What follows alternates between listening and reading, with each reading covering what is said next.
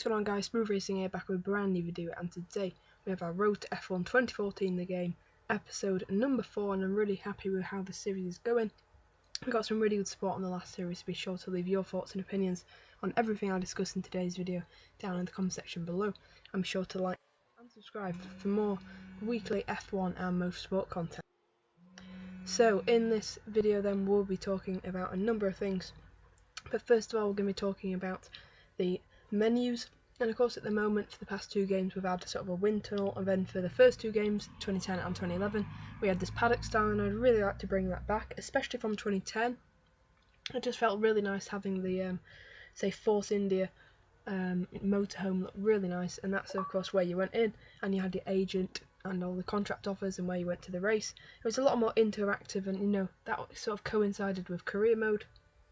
You know, the sort of the menus were your career mode, but you could also go and do other stuff, you know, like multiplayer, time trial, and so on. And I really wanted to bring that back, but not just like that. I really want to bring, you know, something even more. They can't just copy what they did in F1 2010. They need to, you know, further it. Definitely like to have maybe a bit of walking around, so maybe a bit of free roaming around the paddock. That'd be really nice. You go into the garage sort of area. You know, you can chat with your team principals and team engineers about the up and coming races, and also maybe have some meetings with the team bosses just to tell you how you've been getting on recently and what you need to improve on, and you know, your sort of job security and all that, and also like contract offers. It'd be nice to see, you know, your salary and that, but definitely the menus do need to improve. I don't really like the wind tunnels. They're very slick, but I just think you know, they're alright for, you know, 2 games, but really for a 3rd game I think they do need to change that, and you know, definitely do some kind of something like they did in F1 2010, because I think that's very popular. You know, I know many people have already said it, but I'd definitely like to see those sort of motorhomes coming back into the game. The next thing I want to talk about is sort of the OSD, and that's the on-screen display. That's when you're racing. That's like your speed monitor, the lap counter, positions, and all that. And I really want them to update that. Basically, just revamp it, get rid of the current system, and just totally replace it, like they did, I think, F1 2012. And that, you know, I really like the one now, but I think it's getting a bit boring, and I think they do need to change it. Although, you know, it is nice and slick. I definitely like something, definitely a new speed monitor. There's been some really nice mods that people brought out, and you know, if they can just sort of replicate that. And also, I would like to see where we can see where everyone is, like a sort of standings. Of course, at the moment you can go on Race Director, but wouldn't it be really cool if that was there while you were racing? Of course, you could turn it on and off. But it would be really nice to see sort of TV cameras, just like in real F1, across the bottom, and I'd definitely like to see that going across the bottom.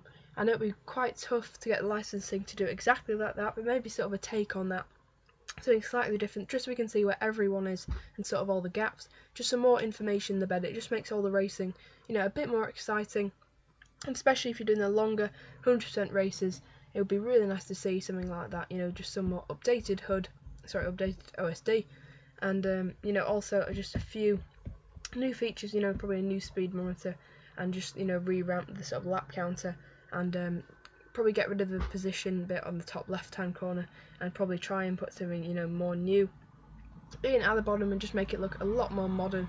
And of course we won't have the KERS bar anymore, but we will still have the DRS, so they're going to have to change that anyway, depending on what they're going to choose it. And just one more thing, probably about the strategy before the race, like fuel strategy.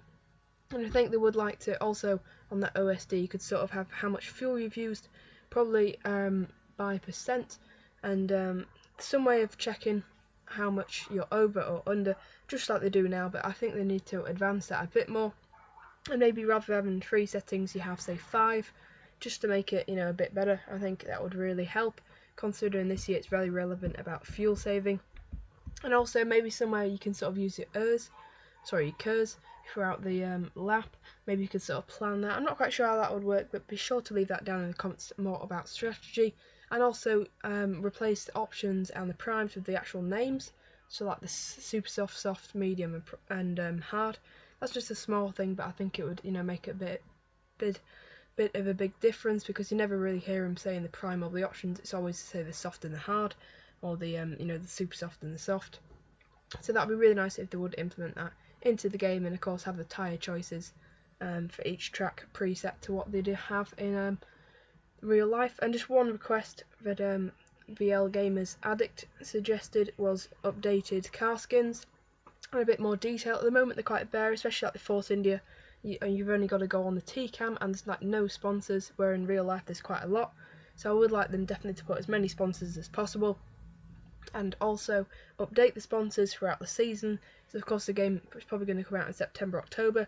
If there's some before the end of the season, be sure to add them in an update. That would just be very nice. Of course, they couldn't really do it for 2015. They could just put the 2015 car skins on because they wouldn't be selling any copies of F1 2015. I understand that, and that'd be a really nice feature if they would, say, bring out DLC so you can update all the drivers and the car skins, but it's just not going to happen. So I don't really mind if that doesn't. But anyway, that's pretty much it then for this video. Be sure to leave what I should discuss down in the comment section below for next week's video. But anyway, I've been Racing. Thank you so much for watching, and goodbye.